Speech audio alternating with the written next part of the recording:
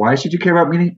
Because it's the most important thing in human existence. If work is a part of life and even is of life, then because meaning is so fundamental to how we manage our well-being, and of course we want meaning in work as well, because there's no need to artificially distinguish between how important meaning is for life from how important meaning is for work.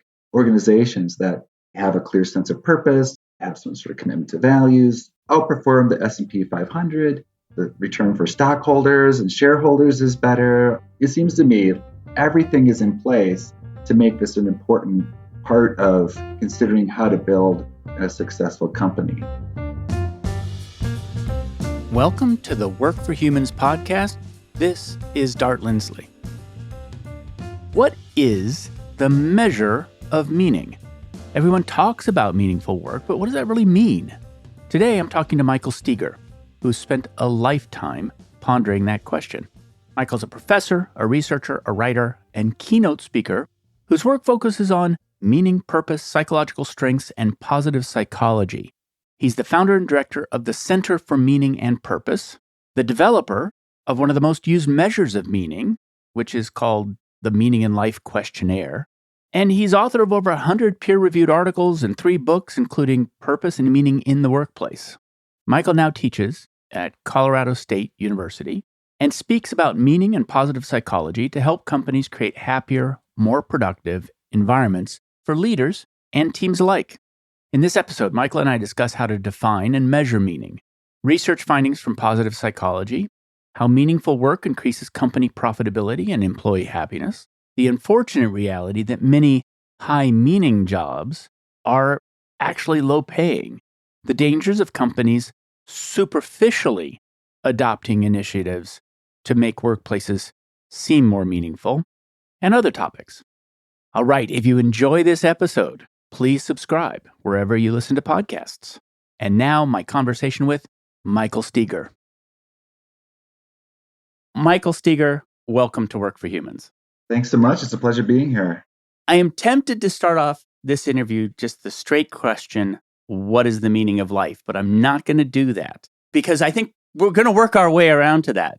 What I want instead is to start off with the positive psychology, because I think when I was in college, there was no course called positive psychology. We had abnormal psych, and I think we had normal psych or something like that. Where has positive psychology come from? How did it lead you to the question of meaning? And how has that led to the question of meaning at work?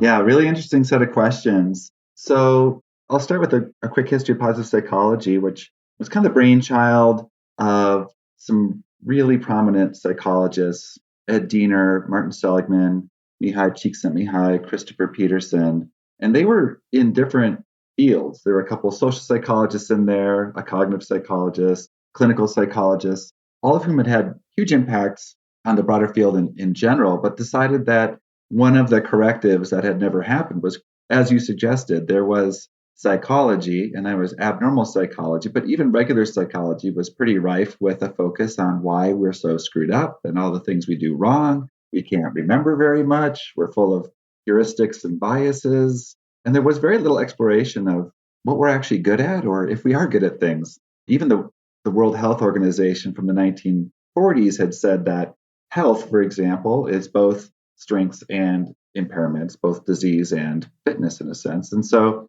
the idea that in the late 90s, finally, decided to use the opportunity of Martin Seligman's presidency of the American Psychological Association to really put forth a call to say we should take this seriously and formally study what is human excellence? Where do we get really good at things, and how can we learn to disseminate those lessons as broadly as possible? So that's where that field came from. My own interest in meaning predates that a little bit, and I didn't really know positive psychology was a thing. And I got interested in meaning in a sense, probably dispositionally, as a curious, annoying kid who just didn't take very much at face value. I grew up in a pretty conservative small town community in the upper Midwest, and it just seemed to me like everyone felt like they'd had everything figured out. And how could they agree on so many things about how life is supposed to be and yet be from such an obscure place that it just couldn't be. It couldn't be. They couldn't be right. and they shouldn't feel so confident in being right. And that stuck with me even as a little kid. So that was really the thing I was trying to wrestle with. How are people so certain they know what they're doing in life? And yet, why does it look like they're doing it wrong, including myself, right? So we wouldn't have problems if we really knew what we were doing. And I was aware of, I was raised Catholic, so that's like a 2,000-year-old religion, somewhat contiguous with its origins, right? And but at least it made that claim, like we're really old. We've been doing things this way for a long time. We know how to do it. And yet, as one example of a Catholic, I kept making mistakes. I kept doing things the wrong way. So why is it that even with thousands of years of accumulated lessons on how we're supposed to live, why are we still struggling with it? Why are we not better at this? And if I've been raised in the Jewish faith, that would be 6,000 years of practice at getting this question right. Or if I've been, raised in the Hindu tradition in India or in the Chinese culture, again, thousands and thousands of years of practice at getting this stuff right, and we don't do it. So what's holding us back? So that's the long story that goes back a lot of years now, not more than I care to admit. The shorter version is that I decided that I really wanted to do something helpful with my life, but I didn't really know what that was. I've got very little ambition, rarely thought about career issues. So it was more or less a project of trying to stumble my way towards something that felt like I was doing some good in the world. And the answer that seemed most obvious to me was to train to become a therapist. So I started graduate school in the mid 90s to try to get my PhD. That program had some hiccups along the way. All of the faculty left in the first 2 years I was there. So there was not much to do other than accept a job offer and become a therapist with a master's degree and getting some training through the years. What really stuck with me was work around meaning, particularly in the context of trauma, particularly in the context of like old trauma that's still stuck with people. And there's this idea that people are trying to understand at its heart why and then what next. For example, you imagine going through some brutal abuse. Why did that happen to me? Why didn't anyone stop it? Why was that person allowed to do this? Why was that person the way they were? Why does it stay with me? Right? All those questions of why. And if you're just constantly struggling with why, it seems to really hold folks back from moving forward. And then you have that what next question. So let's assume that somehow I can work with someone and help them either resolve or let go of some of those screaming why questions. What next? What do we do with that sort of experience? How do we even determine what are we supposed to do something with that? How do we drive ourselves into the future with some sense that this is a good path to follow? So those were the questions that I got most excited about in that therapeutic context. So I was really into meaning, already in the 90s before I had heard of positive psychology. One of the challenges I see with meaning, it's one of those words that everybody uses, like culture, and yet nobody knows really what they're saying when they say it. Like, what's the material that you're working on when you work on meaning? Like, if I build houses, I know what it is. So that seems to be like one of the most fundamental challenges. And in the context of work, I mean, constantly people are saying that there needs to be meaning in work. Mm-hmm. And constantly people are telling leaders that they need to create meaningful work for people in their organizations. And yet what is it? Yeah. So what have you found? And I know you've done a lot of work around measuring whether or not people feel that their work is meaningful. And that must have gotten you very deep into sort of definitional ideas of what it is. So what have you learned? Yeah. Well, one of the things that I tell students that are taking my classes, whether it's positive psychology or psychopathology, whatever it is, psychologists have mastered the art of taking a word that everyone knows the meaning of and then changing it. When we say someone's depressed, we don't mean what you mean when you're talking with your friends. I feel depressed. When we say, do you experience gratitude or are you in flow? We mean a very specific and usually somewhat different set of ideas. And the same thing is true about meaning. So at the broadest level, the first big project for meaning is to decide, are you going to start trying to define it as a formal project, or are you going to let definitions emerge from what people tell us when we just ask them about it? And so I kind of did both. And I'm not the first person who's done this. So I was able to use several decades of sporadic research to get at what kinds of content are people consulting in their minds when we ask them, tell us about meaning. and we can find themes that emerge then. So, and then we can turn that into a formal definition. So the formal definition that seems to be the consensus in the field right now with the work that I've done and other folks is that it's going to include the idea of purpose. Of course, then we have to define purpose in a way that makes sense. And it's not always the same way that a company would define purpose, but it's about essentially doing something worthy, taking on a really long-term project that's vitally important to the person who adopts it. And it helps organize other behaviors, other intentions, and other motivations around it. So it's really this motivational sense of meaning. I'm here to do something worthy, even if I don't get there. Pursuing this path is important. The second idea is one that might fit in with like sense making and organizations. It's a really cognitive idea, and we call that coherence or comprehension. That is, meaning arises when we can understand the lay of the land, so to speak. We have a mental model that helps us achieve consistency and predictability in life. It's kind of the opposite of like, there's no meaning here because it's pure chaos. The first time you hear Schopenhauer, you're like, this isn't music. Or the first time you see a really bad movie where characters are appearing out of nowhere, you're like, this doesn't add up. So it's lacking that meaning in that sense. And the third is the most recent to be kind of added to this core set of ideas, and that's the idea of significance.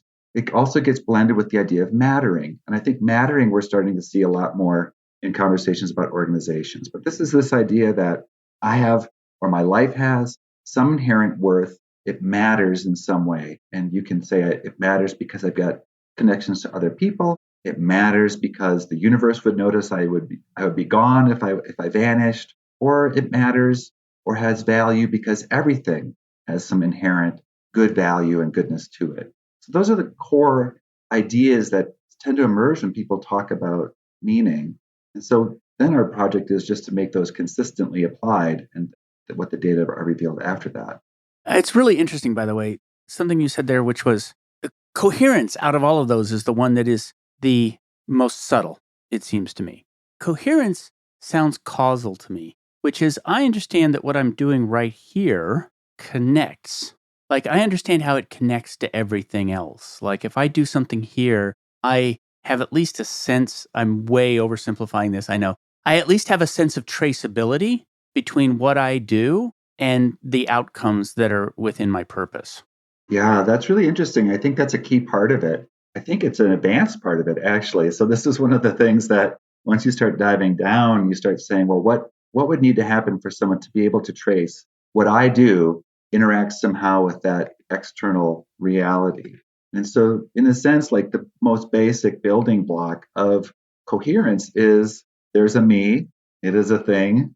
Who are you? You and I are different. Why are we different? You can recognize that I'm different than you. You can anticipate what I'm going to do. You are able to control and direct what you do. And then there's an external world. And I think you're describing a really iterative process where I do something, I see what happens, I try to learn a lesson from it. So that is that causal link. And I think that the power of coherence is that we are really good at it. We're really good at quickly assembling models, maps, if you will, rules, if-then statements about life. We can even do that when those things are demonstrably false. Just take your favorite conspiracy theory, and somehow people have threaded together some explanatory model that even resists reality to some degree, right? As long as that reality is a little distant. So that power of being able to see the world with a distinctive set of eyes and understand that exists in a way that allows us to interact with the world around us in the way that you described. I feel like that is the heart of coherence. It is like, what does the world look like? What are the rules? Who are you? So I think that when we think about how coherence might develop, it probably starts off with those individuations of like, I am separate from the world in this way. I'm about this. This is how people treat me. There's a lot of implications, I think, for the workplace when we look specifically at coherence. And it helps us dive into culture a little bit, right? So how are things done? How do things happen? Where do people sit in positions of power or powerlessness? Who has influence? What gets punished? What gets rewarded? How am I being seen by other people? So in that sense, it's a whole bundle of things we tend to take for granted, but the whole like nest of it all, the whole twisted woven nest is kind of the coherence that helps support the sense that whatever this is meaningful. If I'm a leader of a company, why should I care about meaning? And then we'll get onto the question of whether or not it's possible for somebody leading a company to create meaning. But let's start with the first question, which is, as a leader of a company, why should I care about whether or not my organization feels meaning? Yeah, Dart, that's a great question because on the one hand, why should I care about meaning? Well, I feel a little bit like the person who is so in love with a particular species of butterfly. I can't understand why the whole world isn't so fascinated and obsessed with it too. So, why should you care about meaning? Because it's the most important thing in human existence. But there's that question. But more specifically, I'm in the context of work.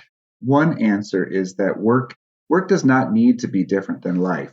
Work for humans, the idea there is calling into question, I sense, is calling into question like, do we actually have work for humans? Have we forgotten that work arose out of being human and ought to be something that humans connect with and are served by, not just squeezed until there's no more work left in them, right? So, in that sense, if work is a part of life and even is of life, then because meaning is so fundamental to how we manage our well-being, how we manage our relationships, how we manage our effort, then of course we want meaning in work as well, because there's no need to artificially distinguish between how important meaning is for life from how important meaning is for work. But in the specific context, there's a pretty good body of research now that always catches me off guard. And maybe in our conversation, you'll help me understand a little bit more about this. But if you look even back to think ideas like firms of endearment, where Raj Sisodia and colleagues have looked at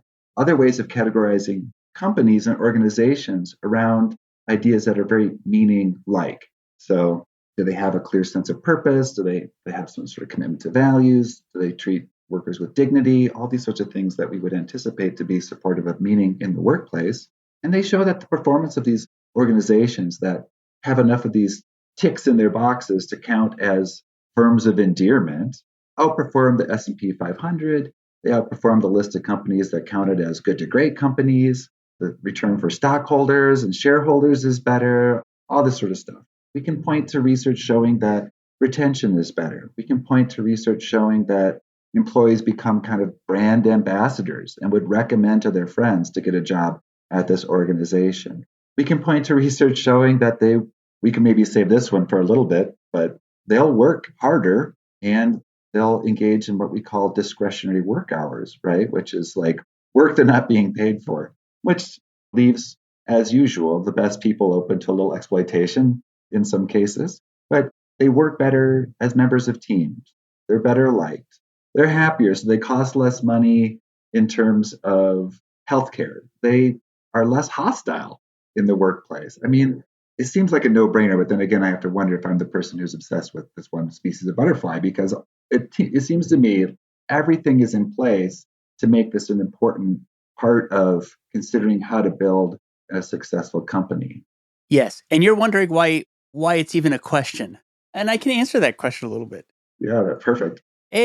There's a lot of people who have written about essentially how doing good things for the workforce is good for the company. And central to doing good things for the workforce is creating a life of meaning. Or it doesn't even have to be work is such a big part of life that it could be a life of meaning. But just creating work that is not meaningless is really what I'm talking about. And yet, very few companies are able to do it. And very few companies actually invest in it. And so the literature keeps coming out and the research keeps coming out and it keeps not happening. And so then the question is, well, should I write another book about it? Or is there a deeper root cause? And my whole argument is that the deeper root cause is that employees are treated as an input to production. And as a factor of production, the only thing you're going to invest in there is something that's going to make the workforce more productive. It's part of the reason why my work is about reframing employees not as an input to production, but as a customer. And by doing that, then all of a sudden I have to think about employees differently. And I have to think about their whole experience of work, not just the part that gets me some productivity. Yeah, that all makes sense to me. Have you seen people transform through the discovery of meaning? And I ask this question because I know you run workshops around meaning. And I'm wondering if you can see it happen. that people make that discovery?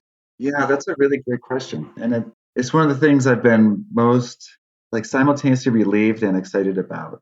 The idea that something that can seem so vague, so abstract, so up in the cosmos, and we might in fact turn to astrophysicists just as much as we turn to psychologists to start answering. The fact that this can be pretty concrete, that it can be something that we can engage in together is really, really cool. For the longest time, the most important way to find more meaning in your life was to engage in psychotherapy. That was really the only research that seemed to move the needle. And of course, psychotherapy can be enormously transformative in lots of different areas, not just meaning. So maybe meaning floated along with other big transformations that were happening.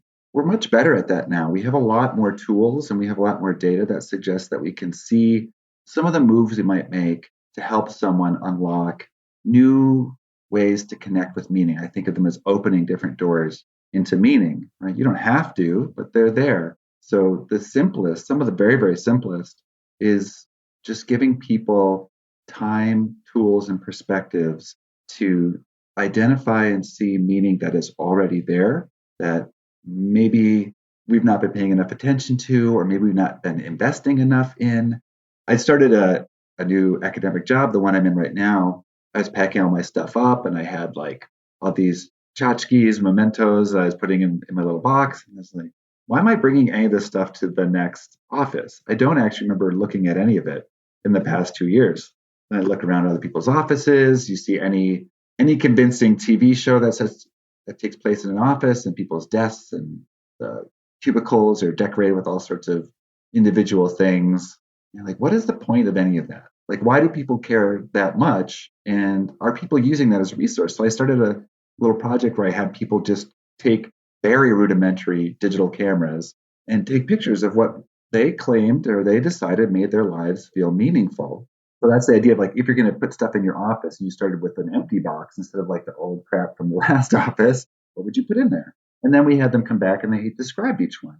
And what we found is that over the course of just the week of taking photographs, meaning and well-being increased. And then the process of describing those photographs had a different kind of increase in meaning and well-being as well. This was really this idea that this was always latent there in some sense, right? So maybe for some people are like, I don't have anything in my life that's meaningful, but I have to go take 8 photos, so I better go find stuff. And they created or endowed in some way a neutral object with meaning.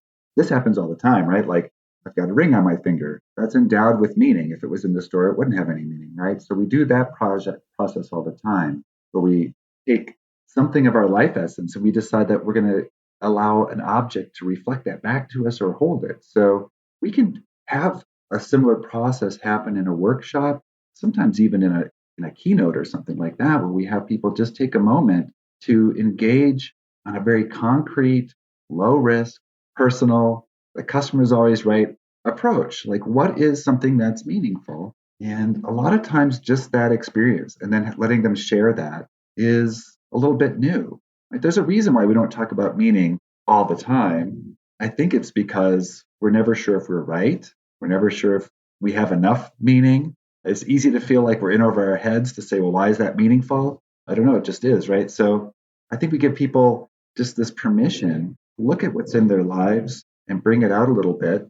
And that can be really transformative. I remember one experience, I was leading a workshop in South Africa, and I was going to try something new over the lunch break. I just said, go and take a photo. That's great. But if you want to find a little artifact that expresses something meaningful to you. So people took pictures of impala grazing in the fields. Some people took pictures of a particular tree or the river or whatever it was. And one person brought back a little pebble, and she shared why she chose the pebble. It's small, but it's strong and it's still there. In 8 words or so, like really opened doors for all of us to better understand her and her experience, even the history of the country. She was a Black South African, and it was simple and powerful. And I think that is the key message around meaning, that if we do engage with it, it can be simple, it can be powerful. So you don't have to go walk across coals or jump off of a cliff or go through special forces training to have a meaningful experience. Most of us have elements like that. So the first step is just seeing them and maybe being better caretakers of them. In that study of people's desks, did patterns emerge in terms of A, what people picked, and B, what meaning they pulled from them?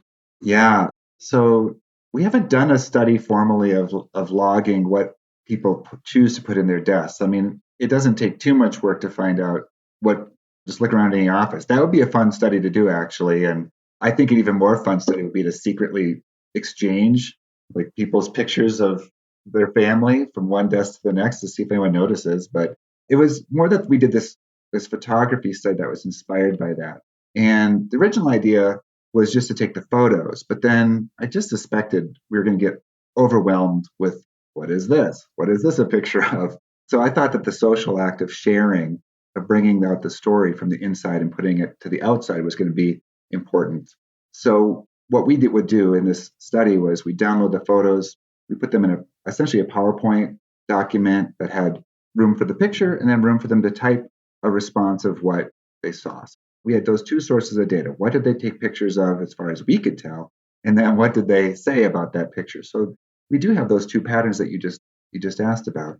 So the first thing is what people took pictures of were essentially people, places, or things, right? I mean, it really was the case. A lot of people, and then a whole variety of things. Running shoes, textbooks, interiors of churches, a little €1 Eiffel Tower, souvenir, all these sorts of just objects. A truck, a tractor.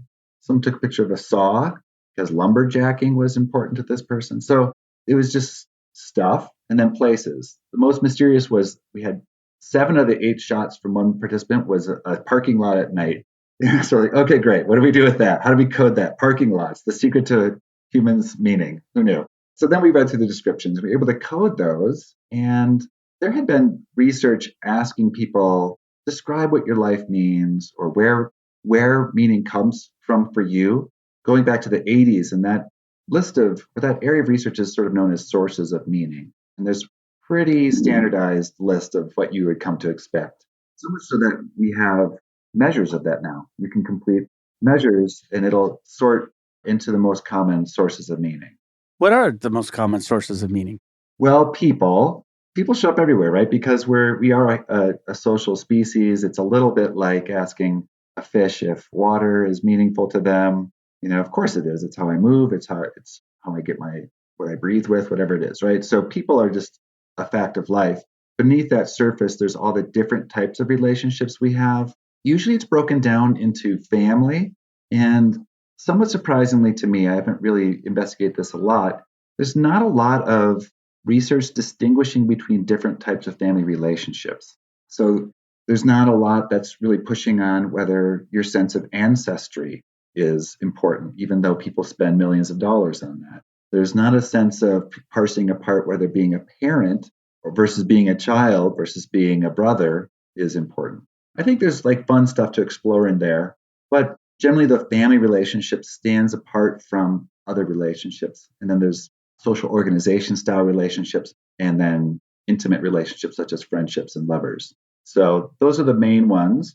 Then there's a list. Work shows up pretty high, as do goals.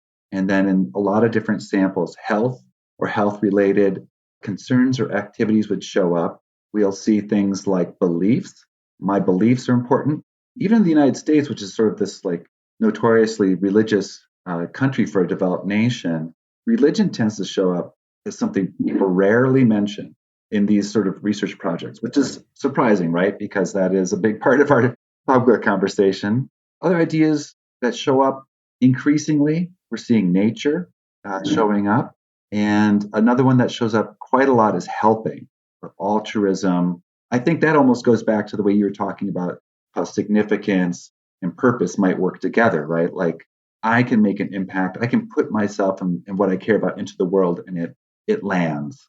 I think that there's not a lot of surprises there. What that photo study did show was that we saw a lot more folks when you just let them take a picture instead of ask them to write about it. We saw a lot more folks taking pictures of possessions, material objects, and leisure activities than you get when you just kind of have this sense that like, oh, an important person is asking me an important question. I better give an important answer.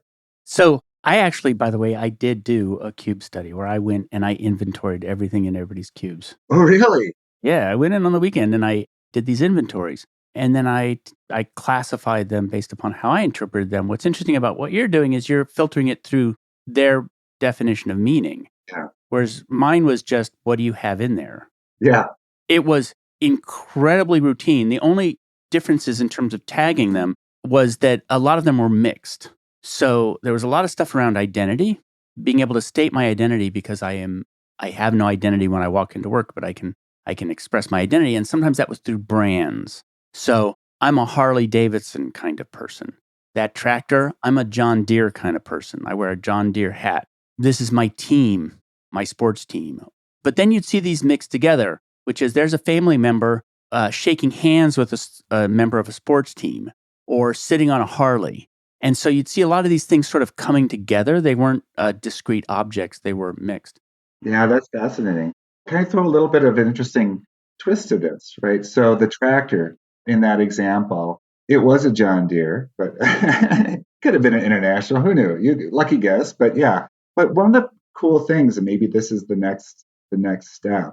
One of the cool things about reading the descriptions was, in that case, what the person told us about the tractor. And I remember because it's an example that we included in an article we wrote about this, was in essence the preservation of tradition, of hard work to get bounty from the land to serve the community. When you hear it, you're like, oh, of course. But when you see a tractor, you might be like, I mean, I grew up in farming country. Your choice of tractor, you stick with it, and it does everything. In fact, my great grandfather was in the farming implements business up in northern Wisconsin up until the Depression. And there was such an identity around the tools that you use to do your work, particularly in farming, because those investments are huge and everything rides on whether you made the right one, in a sense, right? So there's all that. You can anticipate all sorts of things. But yeah, for that person, it really was. This is hard work. People don't do it anymore. People don't appreciate how important it is. So like it was really fun to dig into those stories. The running shoes were really important. There was a picture of someone emptying a garbage can. That person was a custodian.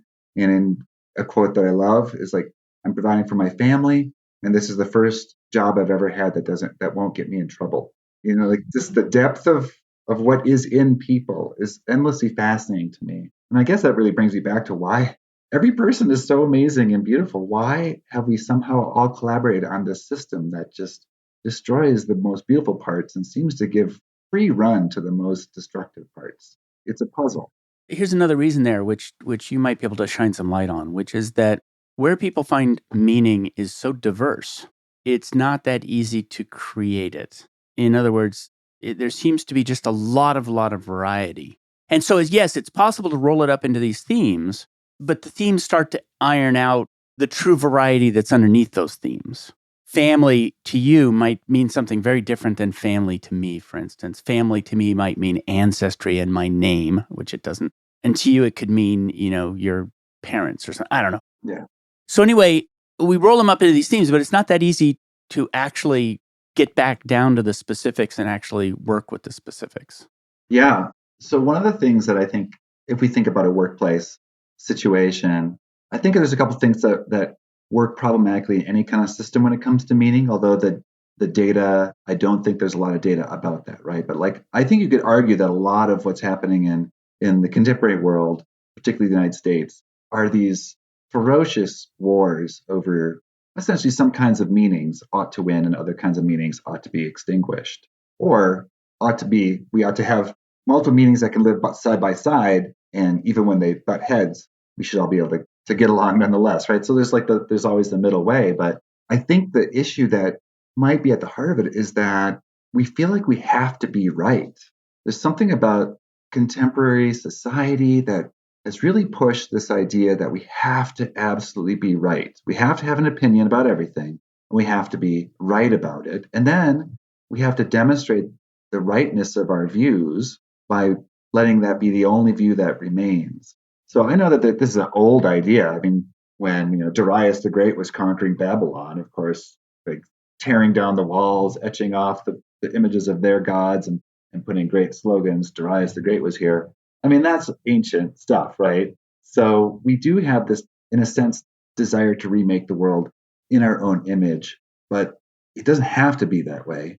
And I think as we move into maybe a post ideological world of meaning, where our meanings aren't tapping into 1,000-year-old traditions or even 100-year-old traditions, but this sort of postmodern idea that we're supposed to create, each one of us, our own understanding of the world because we can't count on any external ideas being 100% valid.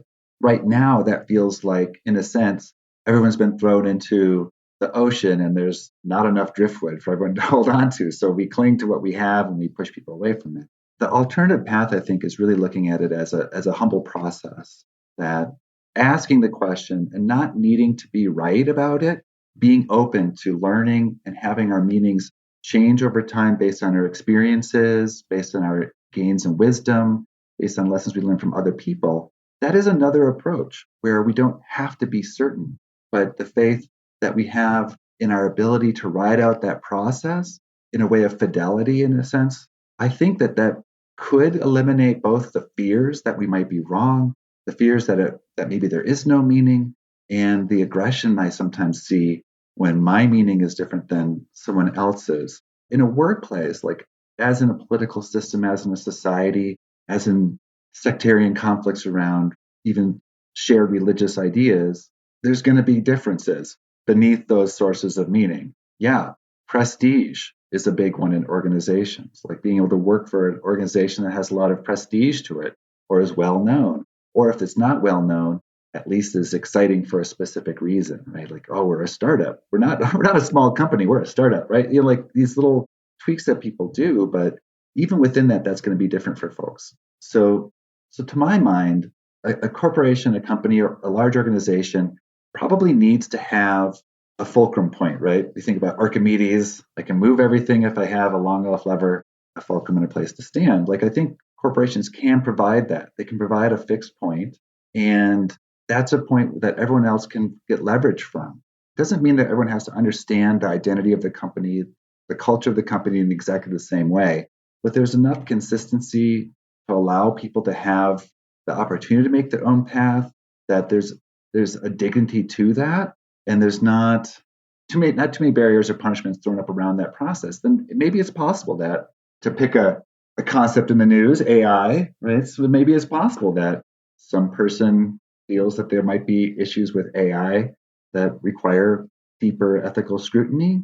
Other people in the company might feel like we got to get our product out now because the other identity is kind of off to the races and we're getting left behind, and all those competing pressures that eventually this stuff has to pay for itself because we've invested billions in developing the technology, whatever it is. Like there's probably a theme that justifies why that company is engaged in AI in the first place.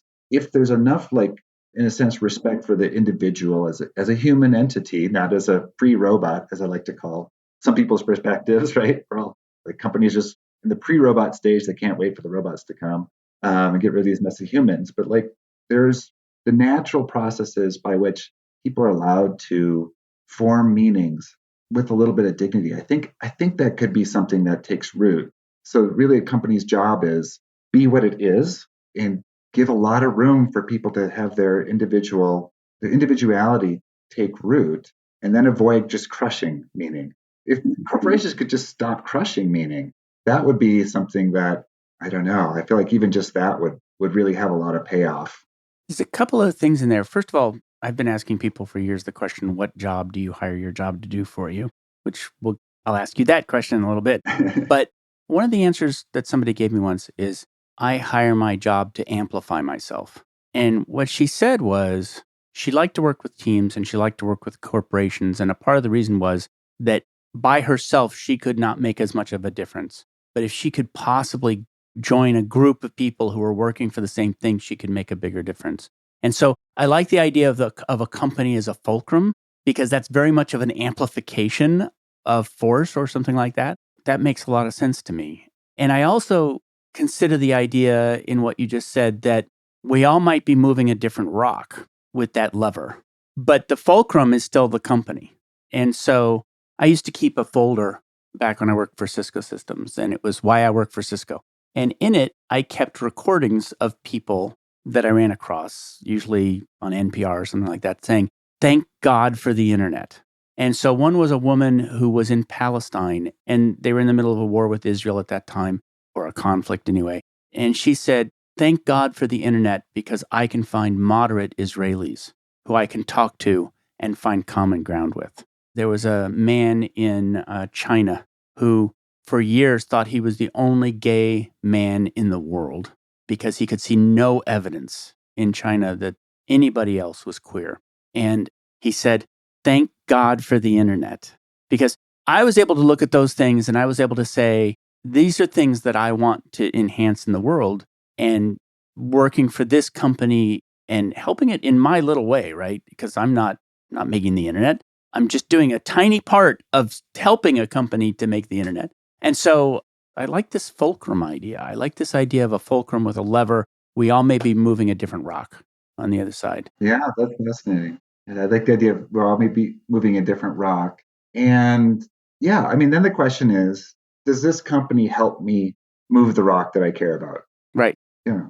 I also think about I think about why I mentioned I'm not a very ambitious person, and I have it's not natural for me to think about my career or work. What I love about my profession is that it allows me to have to do what other people call work, but is really an extension of my living. And then it has all sorts of invitations for me to be actually responsible to other people, and the really privileged position of being able to live in a world of ideas for someone like me is really awesome. Like I get to live in a world of ideas. Luckily, I stumbled across one that I can find links to everything. I read a piece on meaning where I got to do a little bit of a dive into chair design. Like meaning is no harder to define than what is a chair. You can find a million different examples from a rock on a beach to a beanbag, and it's still a chair to people. So meaning is similar. And the fact that I got to run after that, the fact that I get to talk about Gilgamesh whenever I want to, I mean, those are like really, really great things. And so I do love that. And being at the university I'm at, we have a very, very large percentage of first generation college students and a really large population of students who are working 10 or 20 hours a week on top of being full time students. So then I get to think I'm not someone who naturally loves to be part of teams, for example, or do stuff I'm being told I have to do. But I found a way where I get to do stuff that I want to do, and there's invitations, or at least just I can't look in any direction on my campus without seeing opportunities to try to do whatever I can to take this experience, this lucky experience that I have of like living in this world of ideas and pursuing what I think are the most fascinating questions facing humanity, and then deliver that to people who 100 years ago would have no chance to have access to the closest approximation to world class education that I can provide. Those opportunities. When you take on something like meaning, or when you take on something like work for humans, that you can't help, I think, but wonder, how does this make a difference? How does this help into the world? How does this make anything better than it was before? Like, what is the implication for the greater good? And my version of that folder would be the students whose lives I've changed, of course, or students who I was around when their lives changed, is kind of how I tend to think about it. Folks at workshops, all that sort of stuff. But even just something as simple as creating a measure of meaning that is pretty easy to use and has a strong research base. I just did that because I thought that was the most important thing to do at that time for this concept.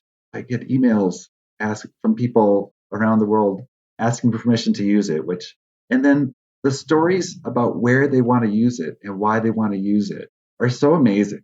I work at a women's prison in the Philippines. I'd like to be able to use it with the folks here. I work with refugees in South Sudan. I like to use it here. Like, you're just like, oh my God, I can't believe that this project that I started and only really occasionally held myself accountable to have a positive impact in still has done that. So at this stage of my career, I'm really about like, okay, well, has that made enough of an impact? How do I really make this? How to make what I'm going to do the rest of the way through my career really, really count? That's my answer to the question. Like, what have I hired my job to do? It's to, in a sense, be a place where I can live my life, but have constant invitations to do more than just that, to happily take on responsibility and obligation, to ask more of myself, to do something that matters in the world around me. Because otherwise, who knows? I'd just play video games. It's unclear. Yeah. So about the measure that you developed of meaning, what are the components of the measure? Well, that measure, that was my dissertation work. So it was really early stages. The great thing about developing a measure in psychology is that you have to learn a lot of stats and you have to collect a lot of data. So it turns out to be a great starting project for someone in a new area. And I had felt like there were some issues with the measurement that kind of modern approaches could help. I mean, we just have a lot more statistical power and a lot more understanding of how to analyze measurement data than they did when they were building the first measures in this field. So I thought this is a no-brainer. The measure is very bad in a lot of ways. Like it just is like essentially over and over asking people, is your life meaningful? Does your life have purpose? How about now? Is your life meaningful? Like in just 5 questions. So it's one of those like, ooh, there doesn't seem to be much in here.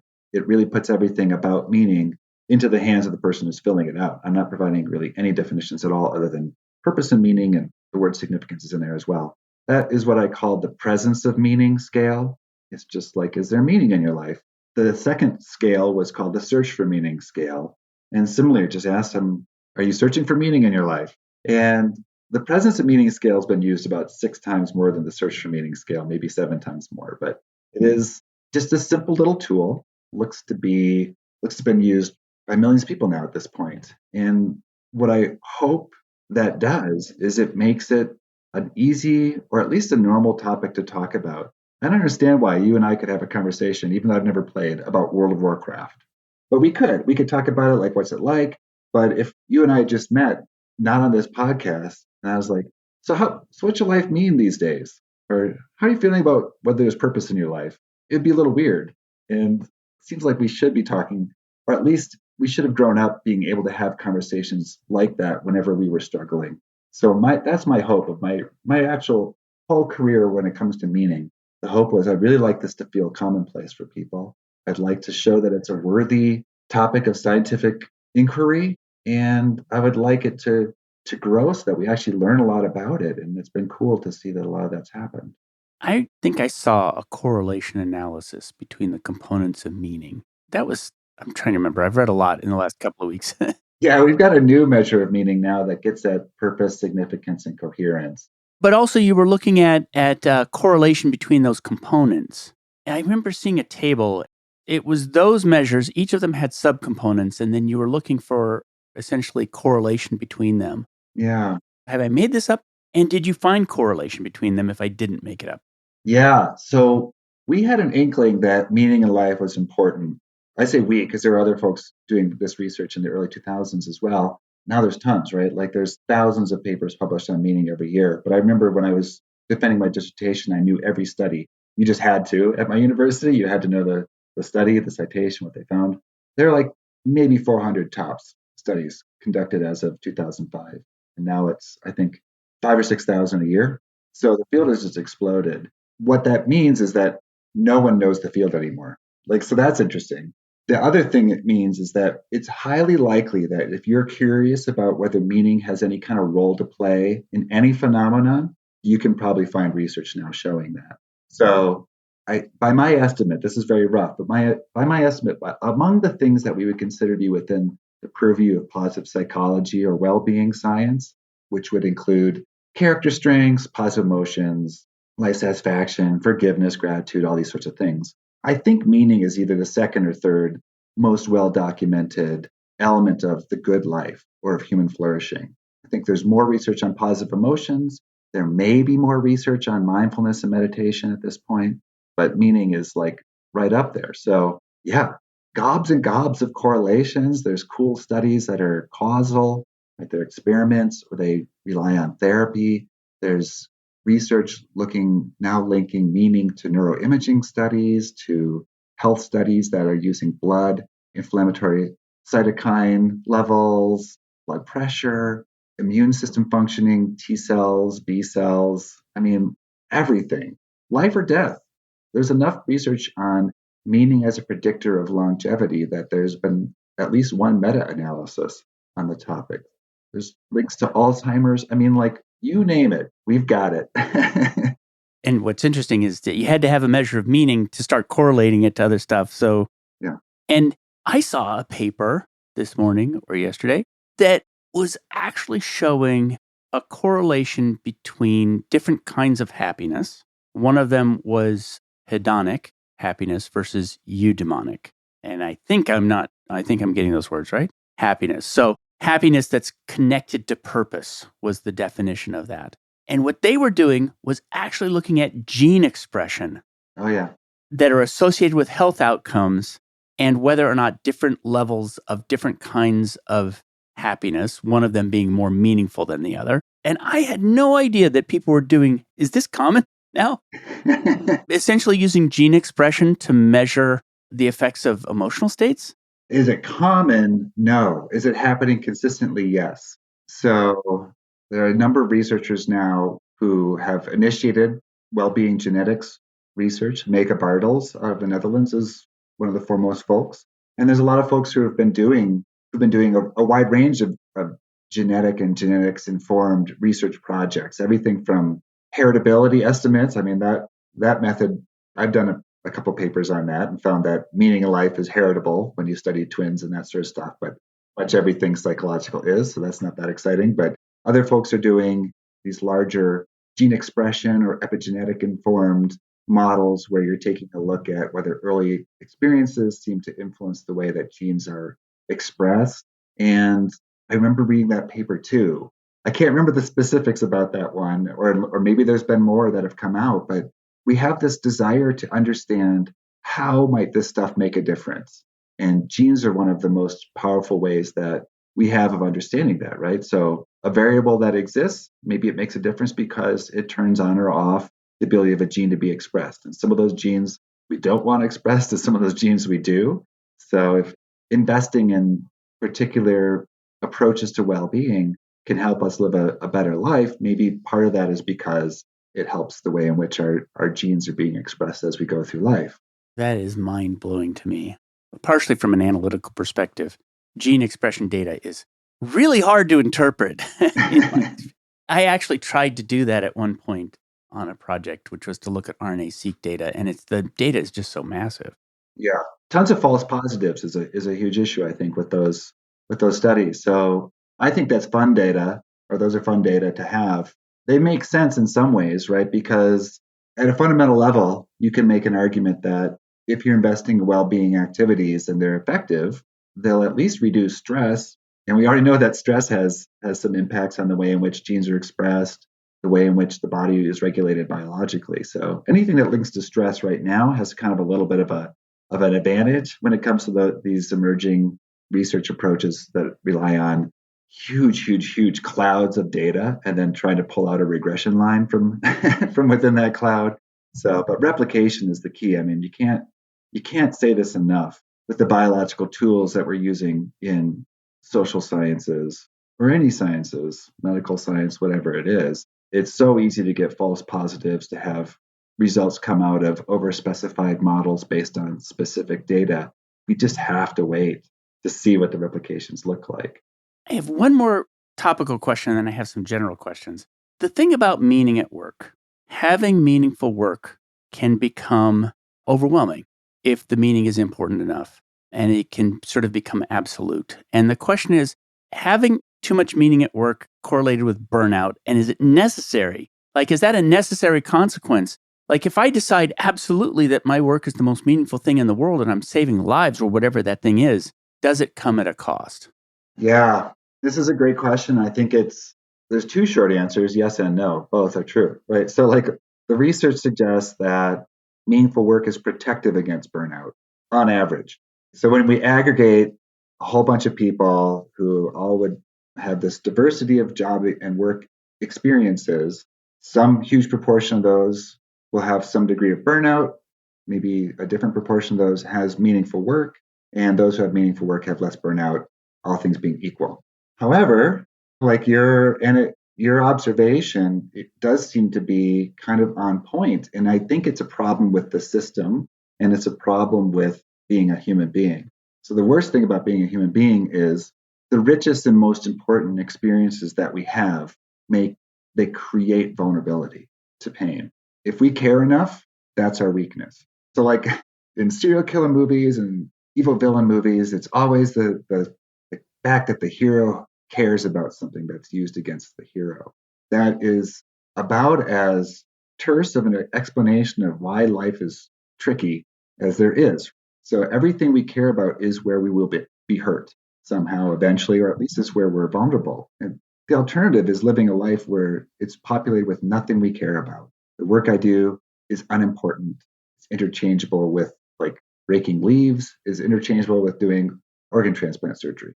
It really would have to literally not matter for us not to care what the outcomes are or how we're seen in the workplace or the effects of the work that we do or whether we're good at it or bad at it. So that's the human side.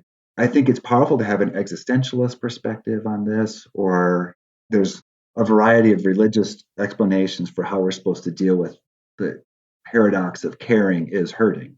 But the existentialist approach says, like, that is like the fact that life, all the things that we dislike about life are actually holding within them the reasons why life is important.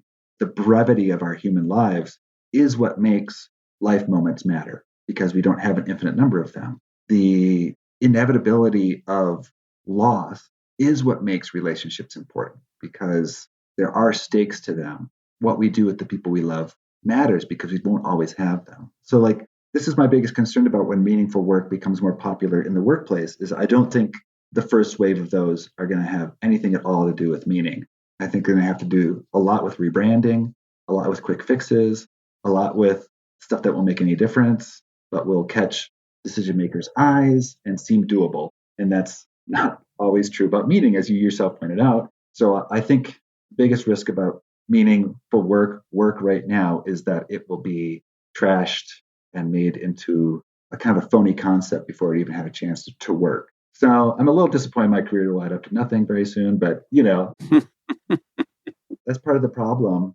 The systematic problem is that if you look at it through a certain lens, you could make the argument that already as a society, we have decided that meaning is important and is an incentive in its own right. And therefore, it's an incentive that does not need to be supplemented with other incentives, namely money.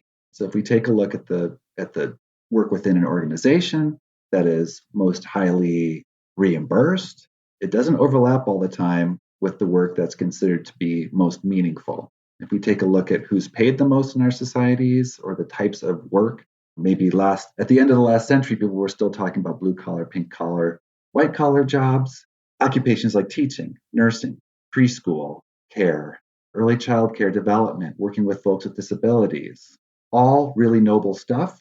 Historically, people have made the argument that that's work that typically was the first area of work that folks who've been kept out of workplaces were allowed to sort of participate in the workforce, whether those were female identifying folks or individuals of color. Those jobs are paid terribly. And so meaning is the reward for doing that work. We don't have to pay you. In a sense, it's like a subtle subtext I see in a lot of the work. What jobs are paid the most? Jobs that work with money to make more money, get paid a lot of money. So it's like a little bit of like, to steal from Christianity, render unto Caesar that which is Caesar's. If Caesar represents the world, then the world of capitalism and business rewards itself with the fruits of capitalism and business, and then meaning gets to do its own thing. So that is another source of burnout because people who really dedicate their lives to what they think is meaningful and what other people are likely to say, wow, you're so amazing for doing that work. It must be so meaningful. Already, I think, have the sense that they will be living at a disadvantage in a world where rents are skyrocketing, insurance is difficult, cars cost 60 grand now. If you like all this sort of stuff, like you're choosing a difficult life to do something meaningful system wide, and you care, which leaves you vulnerable to disappointment when something you really try hard to do doesn't work or isn't rewarded or your company goes under or whatever it is. So it's a tough outlook right now. Or the thing that you're working on is huge and hard to tell when it changes, which happens a lot too. People who work for NGOs, for instance, you're trying to do something very big. It's very hard to tell when you've actually made a difference there. Yeah. And you're not well paid and a lot of those different things.